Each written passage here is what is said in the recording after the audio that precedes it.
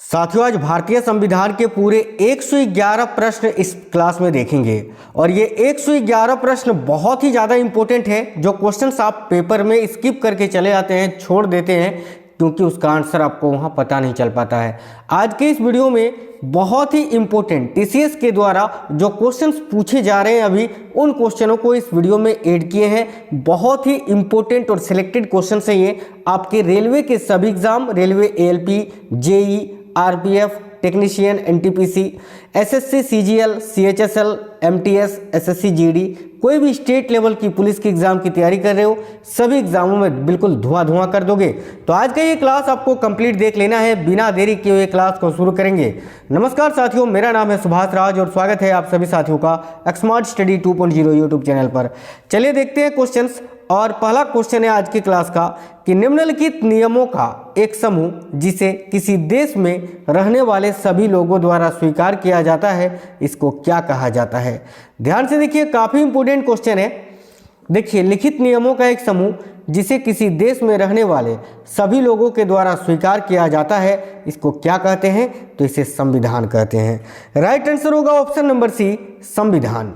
अगला है भारत का संविधान। देखिए, भारत का संविधान सरकार की किस प्रणाली के साथ एक संप्रभु, समाजवादी, धर्मनिरपेक्ष, लोकतांत्रिक गणराज्य है? तो देखिए, करेक्ट आंसर होगा संसदीय, है ना, संसदीय प्रणाली के साथ। Option number B right answer है। भारत के गणतंत्र दिवस समारोह के समापन को चिन्हित करने वाला समारोह क्या कहलाता है? देखिए, भारत में जो गणतंत्र दिवस मनाया जाता है 26 जनवरी को, और ये 26 जनवरी का जो समापन समारोह होता है उसे किस नाम से जाना जाता है? तो याद रखिए, बीटिंग रिट्रीट समारोह। बहुत ही ज़्यादा ये क्वेश्चन पूछा जाता है, याद रखना, बीटिंग रिट्रीट समारोह के नाम से जाना जाता है। आगे देखिए, किस वर्ष कांग्रेस अध्यक्ष मोतीलाल नेहरू और बाकी के 8 कांग्रेस नेताओं ने भारतीय संविधान का प्रारूप तैयार किया था? काफ़ी अच्छा क्वेश्चन है, करेक्ट आएगा 1928 में, याद रखना। ठीक है, किस वर्ष कांग्रेस अध्यक्ष मोतीलाल नेहरू और बाकी के 8 कांग्रेस नेताओं ने भारतीय संविधान का प्रारूप तैयार किया था? तो 1928 में। नेक्स्ट क्वेश्चन है, किस वर्ष में भारतीय राष्ट्रीय कांग्रेस ने संविधान सभा की मांग की थी? तो भाई, वह कौन सा ईयर था जिस ईयर में भारतीय राष्ट्रीय कांग्रेस ने संविधान सभा की मांग की थी? तो राइट है 1928 में। साथियों, आप लोग वीडियो को एक लाइक जरूर करना और देखिए, इस वीडियो को ज़्यादा से ज़्यादा दोस्तों के साथ शेयर करना। अगला क्वेश्चन देखिए, इस क्वेश्चन का आंसर 1934 होगा, है ना। किस वर्ष में भारतीय राष्ट्रीय कांग्रेस ने संविधान सभा की मांग की थी? तो 1934, याद रखना, 1934 में। ठीक है, 1934 में। चलिए, अगला क्वेश्चन है, किसने उद्देश्य प्रस्ताव पेश किया था जिसको बाद में भारत के संविधान की प्रस्तावना के रूप में ग्रहण किया गया? तो उद्देश्य प्रस्ताव को पंडित जवाहरलाल नेहरू जी ने पेश किया था, याद रखना। ऑप्शन नंबर सी करेक्ट है।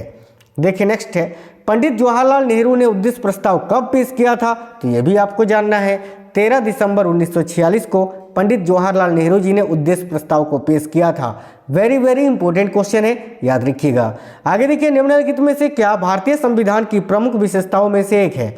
देखिए, इनमें से क्या भारतीय संविधान की प्रमुख विशेषताओं में से एक है? तो देखिए, संघवाद। ऑप्शन नंबर डी करेक्ट होगा, संघवाद। किन सभी देशों का अपना संविधान होता है? तो भाई, वो कौन से देश हैं जिनका अपना संविधान होता है? तो लोकतांत्रिक देशों का, याद रखिए, ऑप्शन नंबर बी। 1946 में किसे भारतीय संविधान सभा का अंतरिम अध्यक्ष बनाया गया था? राइट है, डॉक्टर सच्चिदानंद सिन्हा जी को। कब? तो 9 दिसंबर 1946 को। और स्थायी अध्यक्ष कौन बने थे? डॉक्टर राजेंद्र प्रसाद। कब? तो 11 दिसंबर 1946 को। यह भी आपको याद रखना है। भारत में पहला संविधान सभा का चुनाव कब हुआ था? तो कब हुआ था? 1946 में हुआ था। Option number B simple question है। संविधान सभा की पहली बैठक कब हुई थी? तो दिसंबर 1946 में, 9 दिसंबर 1946 को, है ना। आगे देखो, अगला है, संविधान सभा के प्रारूप समिति में कितने सदस्य थे? तो भाई, संविधान सभा के प्रारूप समिति में कुल सदस्यों की संख्या कितनी थी?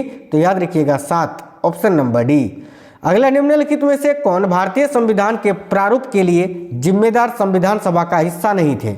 तो भाई, भारतीय संविधान के प्रारूप के लिए जिम्मेदार संविधान सभा के हिस्सा सरदार वल्लभ भाई पटेल थे, जवाहरलाल नेहरू थे, बी आर अम्बेडकर तो अध्यक्ष ही थे, लेकिन महात्मा गांधी इसमें नहीं थे।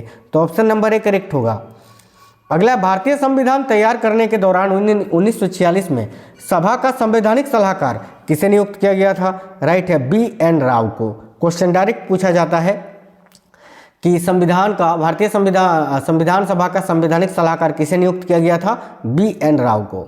आगे देखिए, भारत के संविधान सभा के मसौदा समिति के अध्यक्ष कौन थे? मसौदा पूछे, मसविरा पूछे, प्रारूप पूछे, आपको डॉक्टर BR अम्बेडकर आंसर करना है, आगे बढ़ना है।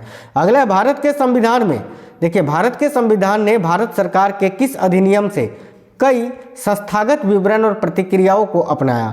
तो करेक्ट होगा भारत सरकार अधिनियम 1935 से, ऑप्शन नंबर ए। संविधान सभा की कुल सदस्यता 389 थी, जिसमें कितने रियासतों के प्रतिनिधित्व थे? तो करेक्ट आंसर होगा कितने रियासतों के? तो याद रखिएगा 93 रियासतों के, ऑप्शन नंबर डी करेक्ट होगा। भारत के संविधान को बनाने वाली संविधान सभा में कितनी महिला सदस्य थी?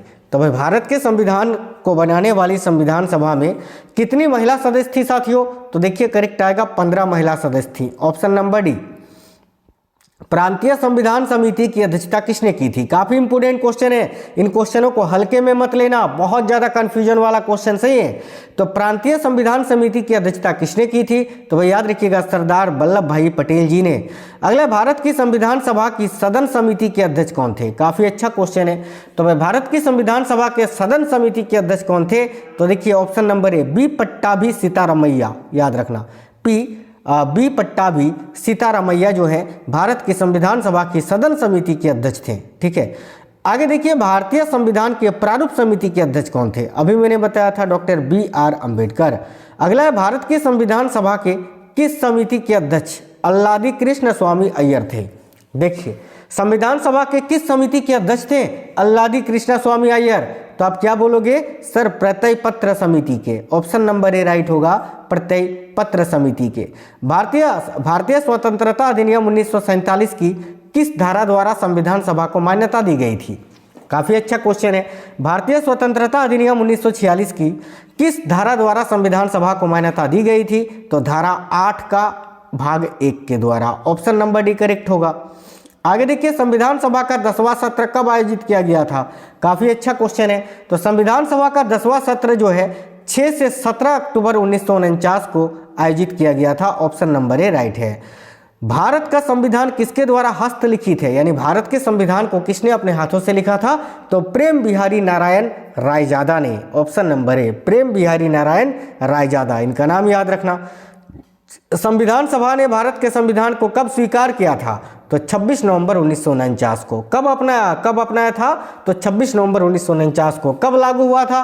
तो 26 जनवरी 1950 को। अगला क्वेश्चन वही है, देखिए संविधान सभा के सदस्यों ने कितनी तारीख को भारत के संविधान पर हस्ताक्षर किए थे?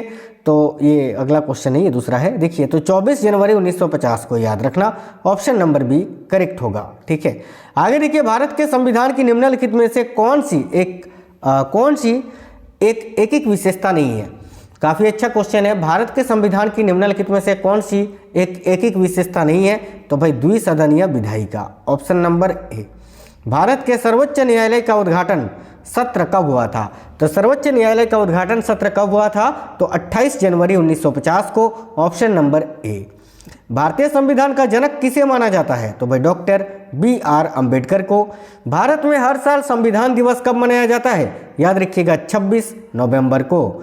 अगला, भारतीय संविधान की कौन सी विशेषता देश में सरकार के एक से अधिक स्तरों के अस्तित्व का उल्लेख करती है? तो भारतीय संविधान की कौन सी विशेषता है जो देश में सरकार के एक से अधिक स्तरों के अस्तित्व का उल्लेख करती है? देखिए राइट आंसर क्या होगा? तो संघवाद, ऑप्शन नंबर सी। भारत के संविधान के द्वारा किस प्रकार की नागरिकता प्रदान की जाती है? तो साथियों भारत के संविधान के द्वारा जो है ना वो एकल नागरिकता प्रदान की जाती है, याद रखिएगा। निम्नलिखित में से किस अधिनियम ने विधायिका में संघीय विशेषताओं और प्रांतीय स्वायत्तता की शुरुआत की और केंद्र और प्रांतों के बीच विधायी शक्तियों के वितरण के प्रावधान भी किया? तो भाई याद रखना किस अधिनियम ने? तो देखिए राइट आंसर होगा भारत सरकार अधिनियम 1935 ने। आगे देखिए, निम्नलिखित में से किसने भारतीय संविधान को अर्ध संघीय बताया था? तो भारतीय संविधान को अर्ध संघीय किसने बताया था? तो KC व्हीयर ने, ऑप्शन नंबर डी करेक्ट होगा, KC व्हीयर। अगला क्वेश्चन है, निम्नलिखित में से कौन सा शब्द भारत के संविधान की प्रस्तावना में गणराज्य यानी रिपब्लिक शब्द से पहले नहीं है? तो भाई देखिए रिपब्लिक शब्द से पहले क्या नहीं है? तो संघीय। बाकी संप्रभु, लोकतांत्रिक, समाजवादी ये सभी गणराज्य सबसे पहले है संविधान की प्रस्तावना में, लेकिन संघीय नहीं। ऑप्शन नंबर सी करेक्ट होगा। निम्नलिखित में से कौन सी भारतीय संघीय ढांचे की एक विशेषता नहीं है?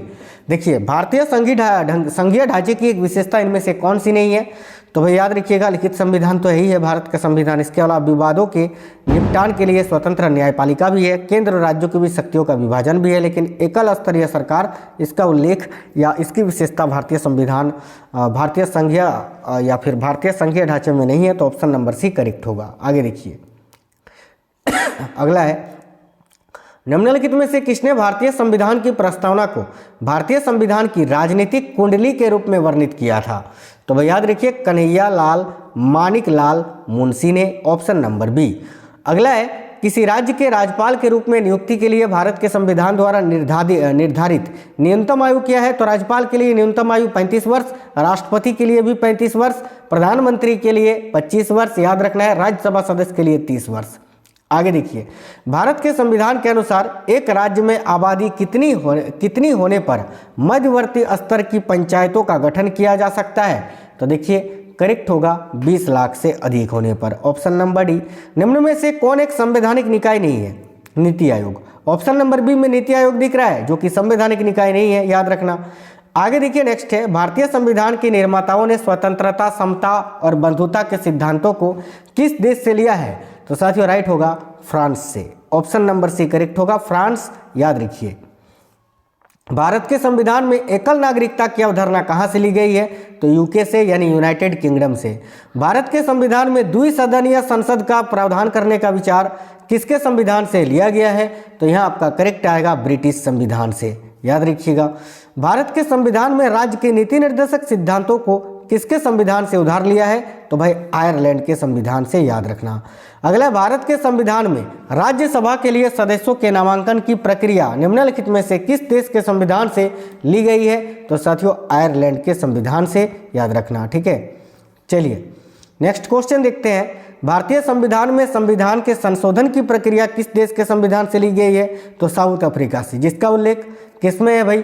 तो याद रखना अनुच्छेद, देखिए संविधान में संशोधन की प्रक्रिया का उल्लेख जो है अनुच्छेद 368 और भाग 20 में किया गया है, ये भी आपको याद रखना है। ठीक है, निम्न में से कौन सा प्रावधान कनाडा के संविधान से भारतीय संविधान द्वारा अपनाया नहीं गया है, ये बताना है।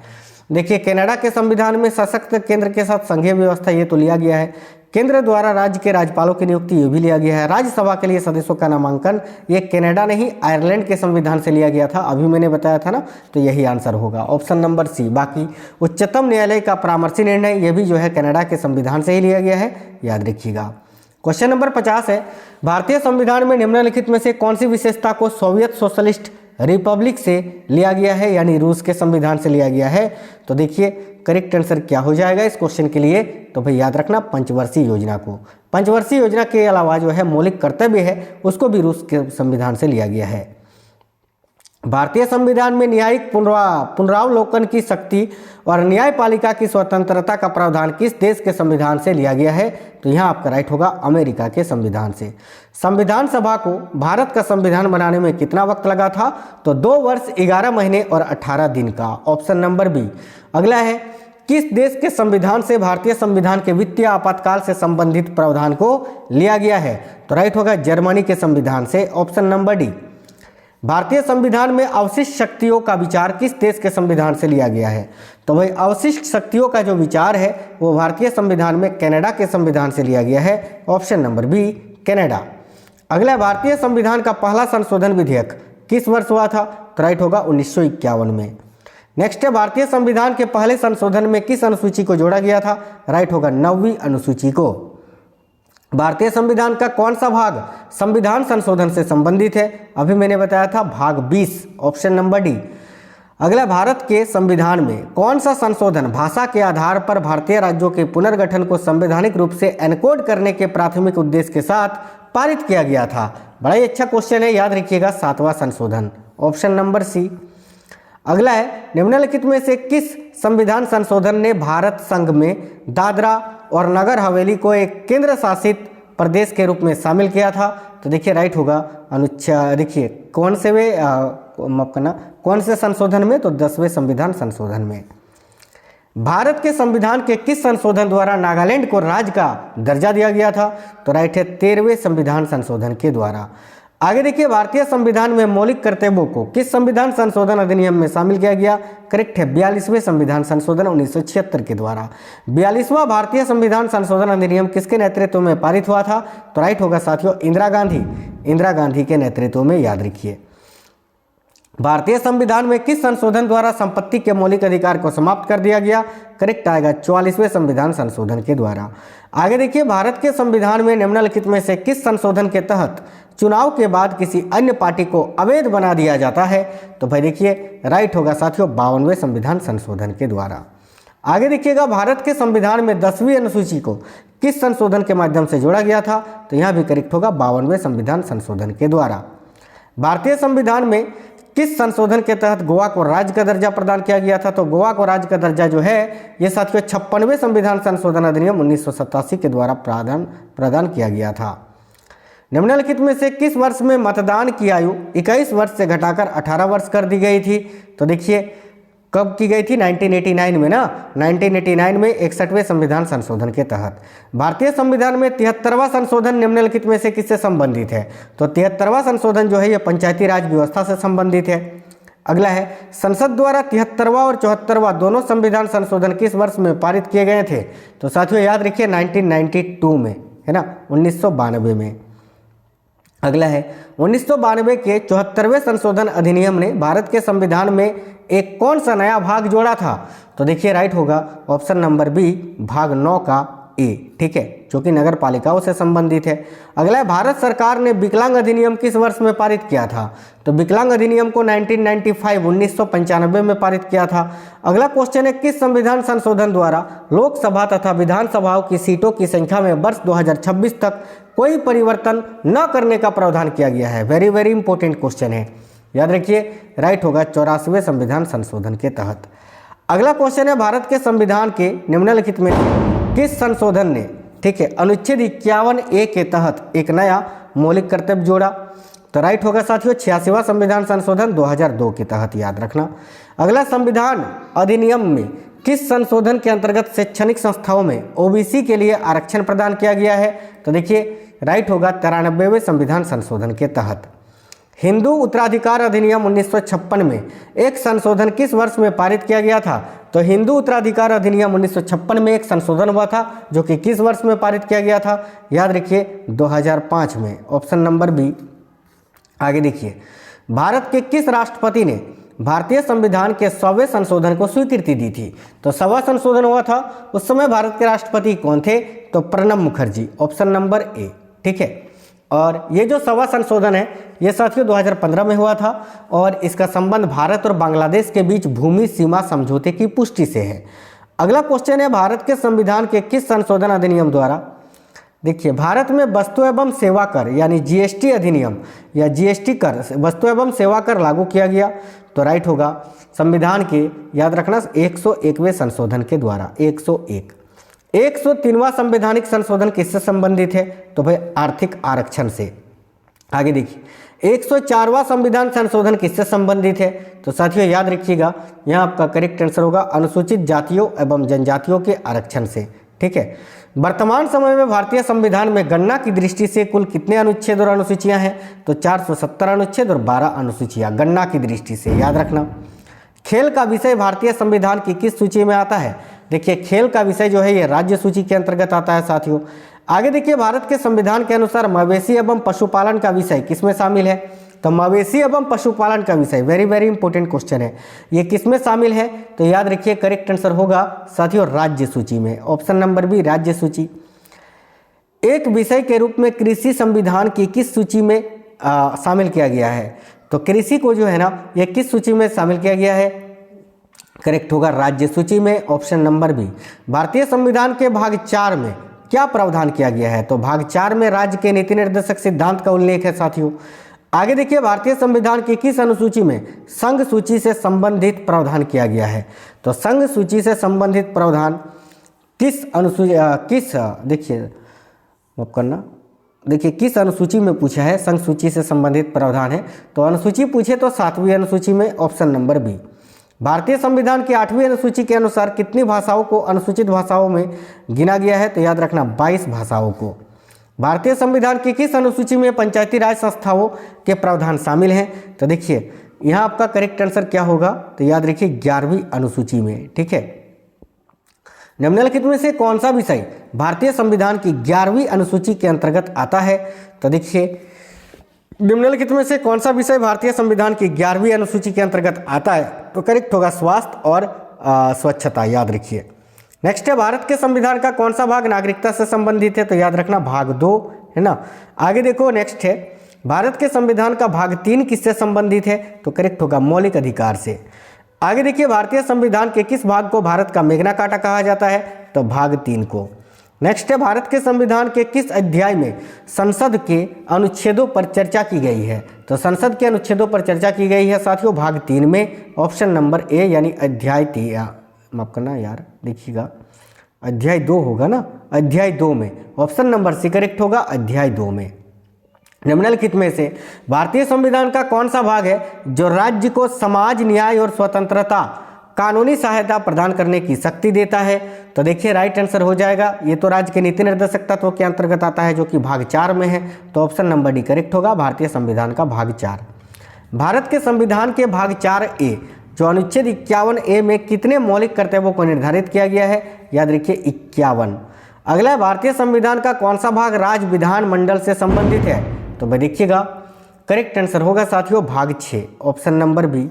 नेक्स्ट है, भारतीय संविधान के किस भाग में केंद्र शासित प्रदेशों से संबंधित प्रावधान किया गया है? तो केंद्र शासित प्रदेशों का प्रावधान ये भाग 9 में किया गया है, ऑप्शन नंबर बी। भारत के संविधान का कौन सा भाग देश के भीतर व्यापार और वाणिज्य की स्वतंत्रता प्रदान करता है? देखिए भारत के संविधान का कौन सा भाग है जो देश के भीतर व्यापार और वाणिज्य की स्वतंत्रता प्रदान करता है? देखिए राइट आंसर होगा ऑप्शन नंबर डी, याद रखिएगा भाग 13। ठीक है, भाग 13। नेक्स्ट है, भारत के संविधान का कौन सा भाग संघ और राज्यों के बीच संबंधों से संबंधित है? तो यहाँ आपका करेक्ट आएगा साथियों भाग 11, ऑप्शन नंबर बी। नेक्स्ट है, भारत के संविधान का कौन सा भाग वित्त, संपत्ति, अनुबंध और वादों से संबंधित है? तो कौन सा भाग है जो वित्त, संपत्ति, अनुबंध और वादों से संबंधित है? देखिए राइट होगा भाग 12, ऑप्शन नंबर ए। संविधान के किस अनुच्छेद में यह अंकित किया गया है कि इंडिया अर्थात भारत राज्यों का एक संघ होगा? करेक्ट है अनुच्छेद 1 में। भारतीय संविधान के या संविधान के किस अनुच्छेद का संबंध नए राज्यों के गठन से है? तो नए राज्यों के गठन से संबंधित अनुच्छेद पूछा है, कौन सा है? याद रखिए अनुच्छेद 3, ऑप्शन नंबर डी। भारतीय संविधान के किन अनुच्छेदों में नागरिकता संबंधी प्रावधान किया गया है? तो अनुच्छेद 5 से 11 में। नेक्स्ट है, निम्नलिखित या निम्न में से किन अनुच्छेदों द्वारा भारतीय संविधान नागरिकों को मूल अधिकार सुनिश्चित या निश्चित प्रदान करता है? तो मूल अधिकार का उल्लेख अनुच्छेद 12 से 35 तक में है, ऑप्शन नंबर ए। भारत के संविधान के निम्नलिखित में से कौन सा अनुच्छेद समानता के अधिकार से संबंधित है? तो अनुच्छेद 14 से 18, ऑप्शन नंबर ए। भारत के संविधान का कौन सा अनुच्छेद कानून के समान संरक्षण और कानून के समक्ष समानता प्रदान करता है? तो राइट है अनुच्छेद 14। आगे देखिए नेक्स्ट है, भारतीय संविधान का कौन सा अनुच्छेद विभिन्न आधारों पर किसी भी भारतीय नागरिक के साथ भेदभाव से संबंधित है? तो यहाँ आपका करेक्ट आंसर क्या हो जाएगा? देखिए करेक्ट होगा अनुच्छेद 15। देखिए नेक्स्ट है, भारत के संविधान के किस अनुच्छेद में धर्म, नस्ल, जाति, लिंग या जन्म के स्थान के आधार पर भेदभाव के निषेध का विवरण किया गया है? तो जो कि मैंने बताया अनुच्छेद 15 में। अगला, नौकरियों तथा शैक्षणिक संस्थाओं में समाज के कमजोर वर्ग के लिए आरक्षण उपलब्ध कराने के लिए केंद्र सरकार को संविधान का कौन सा अनुच्छेद अधिकार प्रदान करता है? तो भाई अनुच्छेद 16। ठीक है, ऑप्शन नंबर बी यहाँ करेक्ट आंसर हो जाएगा, अनुच्छेद 16 आपको याद रखना है, ऑप्शन नंबर बी। देखिए नेक्स्ट है, भारत के संविधान का निम्न में से कौन सा अनुच्छेद अपृच्छता उन्मूलन यानी छुआछूत है ना, छुआछूत का अंत किया गया है? अनुच्छेद 17 में, ऑप्शन नंबर सी। भारतीय संविधान के किस अनुच्छेद के तहत भारतीय संविधान भारतीय नागरिकों को 6 मौलिक अधिकार की स्वतंत्रता की गारंटी देता है? तो करेक्ट आएगा ऑप्शन नंबर डी, अनुच्छेद 19। जैसे कि अनुच्छेद 19 में प्रेस की स्वतंत्रता भी शामिल है। ठीक है, देखिए मैं आपको 6 जो स्वतंत्रताएं हैं वो बता देता हूं। जैसे कि अनुच्छेद 19 का खंड 1 में बताया गया है भाषण और अभिव्यक्ति की स्वतंत्रता। ठीक है, 2 में बताया गया शांतिपूर्वक बिना हथियारों के इकट्ठा होना। 3 में संघ बनाने के लिए स्वतंत्रता और 4 में भारत के पूरे क्षेत्र में स्वतंत्र रूप से घूमने की स्वतंत्रता दी गई है। भाग 5 में जो है 19 के भाग 5 में भारत के क्षेत्र के किसी भी हिस्से में रहने और बसने का अधिकार दिया है। और 6 में किसी पेशे का अभ्यास करना या कोई व्यवसाय व्यापार या व्यवसाय करने की स्वतंत्रता दी गई है। अंतिम क्वेश्चन है कि भारत के संविधान का निम्नलिखित में से कौन सा अनुच्छेद दोहरे खतरे से किसी व्यक्ति की रक्षा करता है? तो भाई देखिएगा, करेक्ट होगा अनुच्छेद 20, ऑप्शन नंबर ए। आज की इस वीडियो में बहुत ही इंपॉर्टेंट क्वेश्चंस थे। उम्मीद करते हैं आपको ये क्लास पसंद आई है, और अगर आपको क्लास पसंद आया है तो लाइक करना और दोस्तों के साथ शेयर करना। एक क्वेश्चन आपसे पूछेंगे, इसका आंसर कमेंट बॉक्स में बताइए। होमवर्क का क्वेश्चन है ये कि भारतीय संविधान के किस अनुच्छेद में प्रेस की स्वतंत्रता दी गई है? चारों में से कोई एक आंसर है, इसका आंसर आप कमेंट बॉक्स में बताएंगे। साथ ही में बताना ये क्लास आपको कैसा लगा है, क्वेश्चंस कैसे थे। तो साथियों मिलेंगे नेक्स्ट वीडियो में, तब तक बिल्कुल स्वस्थ रहें। जय हिंद, वंदे मातरम।